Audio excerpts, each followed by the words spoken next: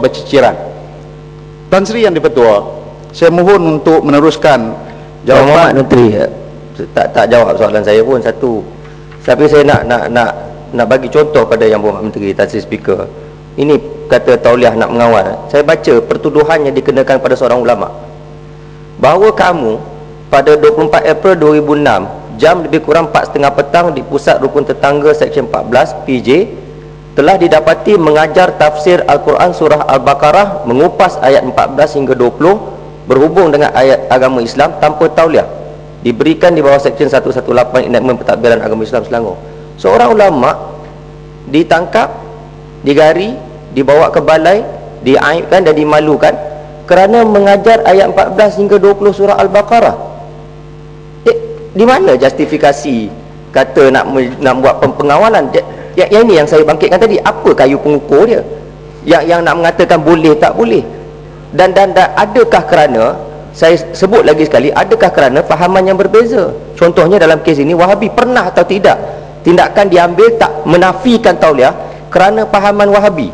Yang kita nakkan penjelasan, sebab perkara ini dah dibawa ke masyarakat bawahan, termasuk ada kedutaan negara tertentu bertanyakan apakah pernah seorang ulama ataupun pendakwah dikenakan tindakan kerana fahaman itu, supaya perkara ini jelas, tidak menjejaskan hubungan kita khususnya dengan negara-negara tertentu. Mohon penjelasan. Menteri, sikit tadi pasal yang saya benarkan kebebasan bersuara tak apa, di ruang ini kita boleh dengar penjelasan, tapi dari segi aspek yang khusus tadi, di aspek perkembangan semasa ni, tauliah dan teknologi ni, saya mahu Menteri menjawab, perlu ke nak keluar televisyen ke, kena ada tauliah dulu? Sebab saya rasa itu lebih berpengaruh, very influential sifatnya dalam komunikasi pada hari ini. Kalau ada, bagaimana nak dibuat? Sebab saya tahu ada yang keluar, tak semua ada tauliah, dan isu yang individu yang dibincangkan tadi, tak nak sebut dua kali, amat berpengaruh sifatnya dari segi blognya dan sebagainya. Mungkin Menteri, ini dasar Menteri, minta penjelasan Menteri. Terima kasih kepada Kulim Bandar Baru. Saya sebutkan sebentar tadi bahawa pahaman-pahaman yang telah dikaitkan dengan pahaman Wahabi, di mana Muzakarah Jawatankuasa Fatwa Kebangsaan Majlis Kebangsaan bagi Hal Ehwal Agama Islam Malaysia berhubung isu Wahabi, saya petik bahawa kerajaan berpendirian bahawa pahaman Wahabi tidak sesuai diamalkan di negara ini, dan diputuskan pahaman Wahabi adalah tidak sesat, malah masih dianggap sebagai kumpulan Ahlu Sunnah wal Jamaah. Ini clear apa yang telah diputuskan oleh pihak Muzakarah Jawatankuasa Fatwa Kebangsaan, dan tidak ada kena-mengena dengan pentauliahan itu disebabkan sokongan parti politik dan sebagainya. Dan sebenarnya ialah untuk menjaga kerukunan masyarakat Malaysia yang telah sedia mengamalkan mazhab Syafi'i. Kita tidak melarang untuk orang mengamalkan ajaran-ajaran dan pegangan mereka, tetapi dalam masa yang sama jangan meletakkan keseberasalahan di antara pengamal-pengamal yang sedia ada ini dengan suatu tokoh tambah yang menyebabkan serba salah, dan juga bukan takat serba salah, dipersalahkan pula amalan-amalan yang telah sedia ada. Yang ini menyebabkan kenapa perlu kepada pentauliahan yang telah disebutkan. Jadi Yang Berhormat Menteri, minta maaf, maknanya yang berhormat, duduk dulu, oleh Bandar Baru, duduk dulu yang berhormat. Yang berhormat, saya mendengar dengan teliti.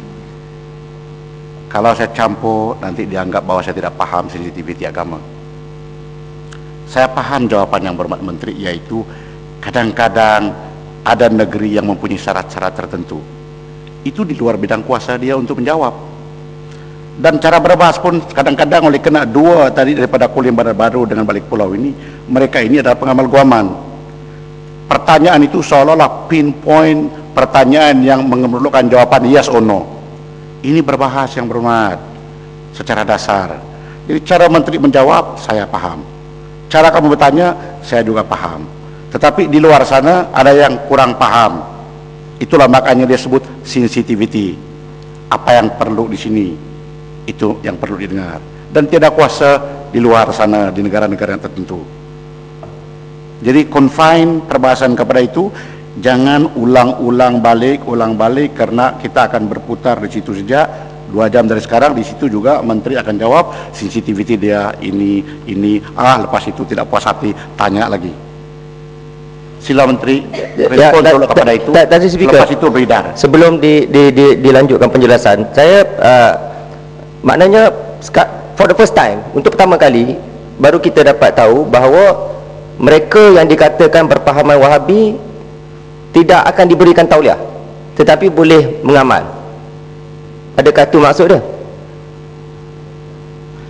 Sebagaimana yang telah Tan Sri Yang di-Pertua sebutkan tadi, soalan daripada kulim Bandar Baru yang bersifat mahkamah, saya tidak sebutkan bahawa kita tidak mengeluarkan tauliah kepada orang yang mengajar ajaran Wahabi. Saya katakan tadi bahawa ajaran Wahabi tidak bercanggah dengan ahli sunnah wal jamaah, dan saya sebutkan Majlis Muzakarah Fatwa telah menyatakan bahawa amalan ini tidak sesuai untuk dikembangkan. Bahkan kalau waktu saya ke Arab Saudi pada 3-4 bulan yang lalu, pihak kerajaan Arab Saudi dalam perbincangan juga menyatakan kami juga tidak memberikan tauliah untuk mereka mengajar ataupun memberikan kebenaran untuk mengajar ajaran-ajaran yang kami dapati bahawa pengajaran-pengajaran mereka itu tidak sama sebagaimana yang ada di kerajaan Arab Saudi, yang pada akhirnya dia kata kesilapan pahaman ini sehingga menyebabkan perhubungan di antara kerajaan dengan kerajaan, pandangan itu agak negatif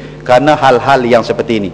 Dan saya suka sebutkan bahawa yang tertulis pada laman-laman blog, dia sebagaimana yang saya sebutkan, dia haruslah ada kena mengena dengan majlis-majlis agama Islam, dan itu barangkali di luar daripada jangkauan ataupun tauliah, kerana alam maya adalah merupakan alam keterbukaan yang tidak dapat dijangkau dalam konteks yang ada pada hari ini.